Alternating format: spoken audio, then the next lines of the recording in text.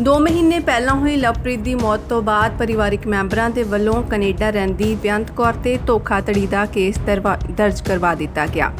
ਇਸ ਤੋਂ ਬਾਅਦ ਸਥਾਨਕ ਲੋਕਾਂ ਨੇ ਬਠਿੰਡਾ ਅਤੇ ਚੰਡੀਗੜ੍ਹ ਨੈਸ਼ਨਲ ਹਾਈਵੇ ਤੇ ਧਰਨਾ ਪ੍ਰਦਰਸ਼ਨ ਕੀਤਾ। ਪੁਲਿਸ ਨੂੰ ਕਿਹਾ ਗਿਆ ਕਿ IPC ਦੀ ਧਾਰਾ 306 ਦੇ ਤਹਿਤ ਜੋ ਕਿ ਆਤਮ ਹੱਤਿਆ ਦੇ ਲਈ ਮਜਬੂਰ ਕਰਨ ਦੀ ਧਾਰਾ ਬਣਦੀ ਹੈ, ਉਸ ਦੇ ਤਹਿਤ ਵੀ ਕੇਸ ਦਰਜ ਕੀਤਾ ਜਾਣਾ ਚਾਹੀਦਾ ਹੈ।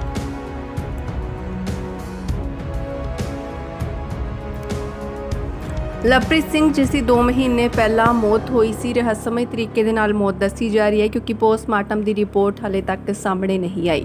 ਕਦੇ ਬੇਅੰਤ ਕੌਰ ਦੇ ਵੱਲੋਂ ਕਿਹਾ ਜਾਂਦਾ ਉਸਦੇ ਪਰਿਵਾਰਿਕ ਮੈਂਬਰਾਂ ਦੇ ਵੱਲੋਂ ਕਿ ਉਹ ਨਸ਼ਾ ਕਰਦਾ ਸੀ ਲਵਪ੍ਰੀਤ, ਇਸ ਕਰਕੇ ਮੌਤ ਹੋਈ ਹੈ।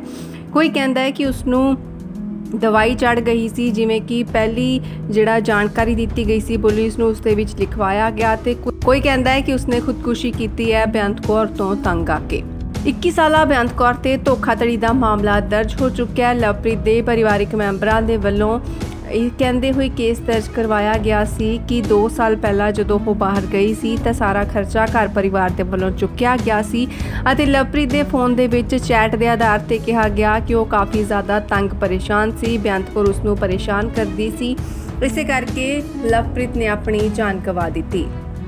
ਦੱਸ ਦਈਏ ਤੁਹਾਨੂੰ ਕਿ ਸ਼ੁਰੂਆਤੀ ਸਮੇਂ ਦੇ ਵਿੱਚ ਪੁਲਿਸ ਦੇ ਵੱਲੋਂ ਧਾਰਾ 174 ਦੇ ਤਹਿਤ ਕੇਸ ਦਰਜ ਕੀਤਾ ਗਿਆ ਸੀ ਕਿਉਂਕਿ ਪਰਿਵਾਰਿਕ ਮੈਂਬਰਾਂ ਨੇ ਧੋਖਾਧੜੀ ਦੀ ਕੋਈ ਵੀ ਸ਼ਿਕਾਇਤ ਦਰਜ ਨਹੀਂ ਕਰਵਾਈ ਸੀ। ਲਵਪ੍ਰੀਤ ਦੇ ਪਰਿਵਾਰਿਕ ਮੈਂਬਰਾਂ ਨੇ ਉਸ ਸਮੇਂ ਦਾਅਵਾ ਕੀਤਾ ਸੀ ਕਿ ਖੇਤ ਦੇ ਵਿੱਚ ਕੀਟਨਾਸ਼ਕ ਦਵਾਈ ਦਾ ਛਿੜਕਾਅ ਕਰਦੇ ਹੋਏ ਹੀ ਲਵਪ੍ਰੀਤ ਦੀ ਮੌਤ ਹੋ ਗਈ ਸੀ। ਬਲਵਿੰਦਰ ਕੌਰ ਦੀ ਸ਼ਿਕਾਇਤ ਦੇ ਆਧਾਰ ਤੇ ਧਨੌਲਾ ਪੁਲਿਸ ਸਟੇਸ਼ਨ ਦੇ ਹਰਸਿਮਰਤ ਸਿੰਘ ਨੇ ਦੱਸਿਆ ਸੀ ਕਿ ਬੇਅੰਤ ਕੌਰ ਦੇ ਖਿਲਾਫ IPC ਦੀ ਧਾਰਾ 420 ਦੇ ਤਹਿਤ ਕੇਸ ਦਰਜ ਕੀਤਾ ਗਿਆ। ਉਹਨਾਂ ਇਹ ਵੀ ਦੱਸਿਆ ਕਿ ਲਵਪ੍ਰੀਤ ਦੇ ਮੋਬਾਈਲ ਫੋਨ ਦੇ ਵਿੱਚ ਰਿਕਾਰਡ ਅਤੇ ਦੂਸਰੇ ਦਸਤਾਵੇਜ਼ ਨੇ ਜਿਹੜੇ ਉਹਨਾਂ ਦੀ ਜਾਂਚ ਪੜਤਾਲ ਕੀਤੀ ਜਾ ਰਹੀ ਹੈ, ਪਰ ਹਜੇ ਤੱਕ ਸੱਚ ਸਾਹਮਣੇ ਨਹੀਂ ਆਇਆ ਔਰ ਜਿਸ ਸਮੇਂ ਤੱਕ ਸੱਚ ਸਾਹਮਣੇ ਨਹੀਂ ਆਂਦਾ ਹੋਰ ਕੋਈ ਵੀ ਧਾਰਾ ਨਹੀਂ ਜੋੜੀ ਜਾ ਸਕਦੀ, ਪਰ ਮਾਮਲੇ ਦੀ ਡੂੰਘਾਈ ਦੇ ਨਾਲ ਜਾਂਚ ਕੀਤੀ ਜਾ ਸਕਦੀ ਹੈ।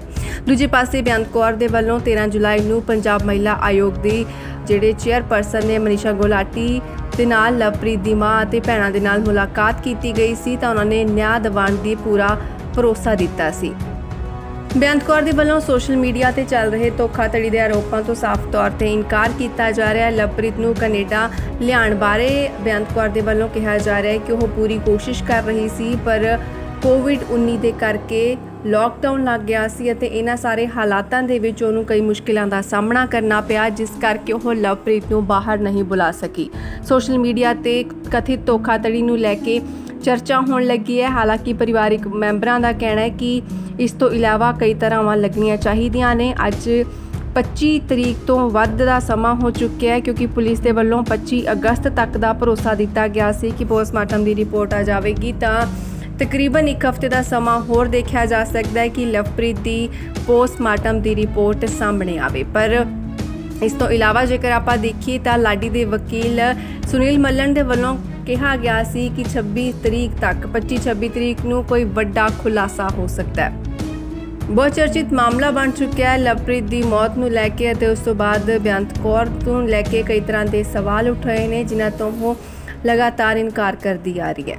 ਪਰ ਲਵਪ੍ਰੀਤ ਦੇ ਪਰਿਵਾਰਿਕ ਮੈਂਬਰਾਂ ਦੇ ਵੱਲੋਂ ਭਾਵੇਂ ਉਸ ਦੇ ਚਾਚਾ ਜੀ ਹੋਣ ਜਾਂ ਫਿਰ ਭੈਣਾਂ ਹੋਣ, ਉਹਨਾਂ ਦੇ ਵੱਲੋਂ ਸਾਫ਼ ਤੌਰ ਤੇ ਕਿਹਾ ਗਿਆ ਕਿ ਬੇਅੰਤ ਕੌਰ ਸਿਰਫ ਜਾਣ-ਬੁੱਝ ਕੇ ਡਰਾਮੇ ਕਰਦੀ ਹੀ ਦਿਖਾਈ ਦਿੰਦੀ ਹੈ, ਜਦੋਂ ਕਿ ਸੱਚਾਈ ਇਹੀ ਹੈ ਕਿ ਉਸਨੇ ਲਵਪ੍ਰੀਤ ਨੂੰ ਨਾ ਸਿਰਫ ਧੋਖਾ ਦਿੱਤਾ ਸਗੋਂ ਉਸਦੇ ਸੰਬੰਧ ਰਬਦੀਪ ਦੇ ਨਾਲ ਵੀ ਨੇ। ਇਹ ਸਾਰੇ ਇਲਜ਼ਾਮ ਲਵਪ੍ਰੀਤ ਦੀ ਭੈਣ ਦੇ ਵੱਲੋਂ ਲਗਾਏ ਗਏ ਨੇ। ਹਾਲਾਂਕਿ ਕੈਨੇਡਾ ਦੇ ਵਿੱਚ ਰਹਿ ਰਹੀ ਬੇਅੰਤ ਕੌਰ ਨੇ ਰੋ ਕੇ ਕਿਹਾ ਸੀ ਕਿ ਉਸਨੂੰ ਕਾਫੀ ਦੁੱਖ ਹੈ ਸਾਰੇ ਮਾਮਲੇ ਦਾ, ਤੇ ਬੇਅੰਤ ਕੌਰ ਦੇ ਪਰਿਵਾਰਿਕ ਮੈਂਬਰ ਜਦੋਂ ਸਾਹਮਣੇ ਆਏ ਸੀ ਉਹਨਾਂ ਨੇ ਵੀ ਰੋ ਕੇ ਆਪਣਾ ਦੁੱਖ ਬਿਆਨ ਕੀਤਾ ਸੀ ਅਤੇ ਕਿਹਾ ਸੀ ਕਿ ਅਸੀਂ ਲਗਾਤਾਰ ਕੋਸ਼ਿਸ਼ ਕਰ ਰਹੀ ਸੀ ਬੇਅੰਤ ਕੌਰ ਕਿ ਲਵਪ੍ਰੀਤ ਨੂੰ ਬਾਹਰ ਭੇਜਿਆ ਜਾ ਸਕੇ।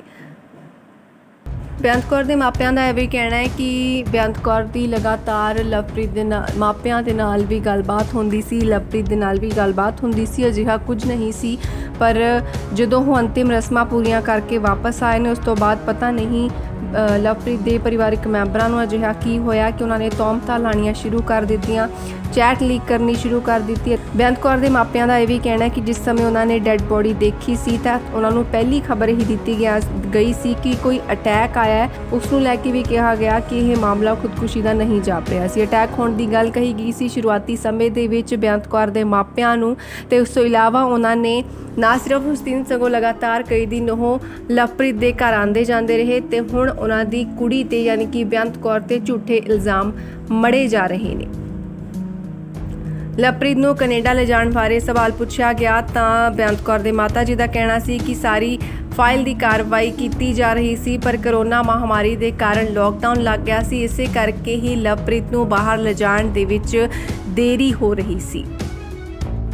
ਇਹ ਵੀ ਕਿਹਾ ਗਿਆ ਬੇਅੰਤ ਕੌਰ ਦੇ ਮਾਤਾ ਜੀ ਦੇ ਵੱਲੋਂ ਕਿ ਲਵਪ੍ਰੀਤ ਅਤੇ ਉਸਦੇ ਪਰਿਵਾਰ ਦੇ ਵੱਲੋਂ ਉਹਨਾਂ ਦੀ ਬੇਟੀ ਤੇ ਜੋ ਕਿ ਕੈਨੇਡਾ ਰਹਿੰਦੀ ਹੈ, ਕੈਨੇਡਾ ਲਿਜਾਣ ਲਈ ਕਾਫੀ ਜ਼ਿਆਦਾ ਦਬਾਅ ਬਣਾਇਆ ਜਾ ਰਿਹਾ ਸੀ। ਇੰਨਾ ਹੀ ਨਹੀਂ, ਬੇਅੰਤ ਕੌਰ ਦੇ ਵੱਲੋਂ ਲਵਪ੍ਰੀਤ ਅਤੇ ਉਸਦੇ ਪਰਿਵਾਰ ਨੂੰ ਪੈਸੇ ਵੀ ਭੇਜੇ ਗਏ ਸਨ। ਬੇਅੰਤ ਕੌਰ ਦੇ ਪਰਿਵਾਰ ਦੇ ਮੁਤਾਬਕ ਲਵਪ੍ਰੀਤ ਦੀ ਮੌਤ ਤੋਂ ਬਾਅਦ ਵੀ ਉਹ ਉਹਨਾਂ ਦੀ ਬੇਟੀ ਨੂੰ ਜਾਣਬੁੱਝ ਕੇ ਬਦਨਾਮ ਕਰ ਰਹੇ ਨੇ। ਜਿਸ ਦਿਨ ਲਵਪ੍ਰੀਤ ਦੀ ਮੌਤ ਹੋਈ ਸੀ ਉਸ ਦਿਨ ਉਹਨਾਂ ਨੇ ਪਰਿਵਾਰ ਦੇ ਵੱਲੋਂ ਸਾਰੇ ਜਿਹੜੀਆਂ ਰਸਮਾਂ ਸੀ ਉਹ ਜਾ ਕੇ ਲਵਪ੍ਰੀਤ ਦੇ ਘਰ ਨਿਭਾਈਆਂ ਸੀ। ਤਾਂ ਜ਼ਾਹਿਰ ਹੈ ਕਿ ਸਾਫ਼ ਤੌਰ ਤੇ ਬੇਅੰਤ ਕੌਰ ਦੇ ਮਾਪਿਆਂ ਦੇ ਵੱਲੋਂ ਕਿਹਾ ਗਿਆ ਕਿ ਲਵਪ੍ਰੀਤ ਦੇ ਵੱਲੋਂ ਖੁਦਕੁਸ਼ੀ ਨਹੀਂ ਕੀਤੀ ਗਈ। ਖੁਦਕੁਸ਼ੀ ਕੀਤੇ ਜਾਣ ਦੀ ਘਟਨਾ ਨੂੰ ਸਰਾਸਰ ਨਕਾਰ ਦਿੱਤਾ ਗਿਆ। ਬੇਅੰਤ ਕੌਰ ਦੇ ਮਾਤਾ ਜੀ ਦੇ ਵੱਲੋਂ ਉਹਨਾਂ ਨੇ ਕਿਹਾ ਕਿ ਲਵਪ੍ਰੀਤ ਨੇ ਖੁਦਕੁਸ਼ੀ ਨਹੀਂ ਕੀਤੀ ਬਲਕਿ ਕਿਸੇ ਹੋਰ ਕਾਰਨ ਉਸ ਦੀ ਮੌਤ ਹੋਈ ਹੈ, ਜਦੋਂ ਕਿ ਉਹਨਾਂ ਦੀ ਬੇਟੀ ਤੇ ਝੂਠੇ ਇਲਜ਼ਾਮ ਲਗਾਏ ਜਾ ਰਹੇ ਨੇ। ਜਾਣਬੁੱਝ ਕੇ ਬੇਅੰਤ ਕੌਰ ਨੂੰ ਫਸਾਇਆ ਜਾ ਰਿਹਾ ਹੈ।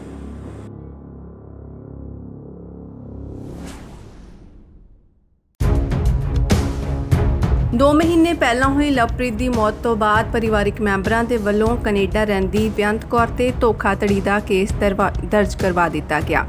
ਇਸ ਤੋਂ ਬਾਅਦ ਸਥਾਨਕ ਲੋਕਾਂ ਨੇ ਬਠਿੰਡਾ ਅਤੇ ਚੰਡੀਗੜ੍ਹ ਨੈਸ਼ਨਲ ਹਾਈਵੇ ਤੇ ਧਰਨਾ ਪ੍ਰਦਰਸ਼ਨ ਕੀਤਾ। ਪੁਲਿਸ ਨੂੰ ਕਿਹਾ ਗਿਆ ਕਿ IPC ਦੀ ਧਾਰਾ 306 ਦੇ ਤਹਿਤ ਜੋ ਕਿ ਆਤਮ ਹੱਤਿਆ ਦੇ ਲਈ ਮਜਬੂਰ ਕਰਨ ਦੀ ਧਾਰਾ ਬਣਦੀ ਹੈ, ਉਸ ਦੇ ਤਹਿਤ ਵੀ ਕੇਸ ਦਰਜ ਕੀਤਾ ਜਾਣਾ ਚਾਹੀਦਾ ਹੈ।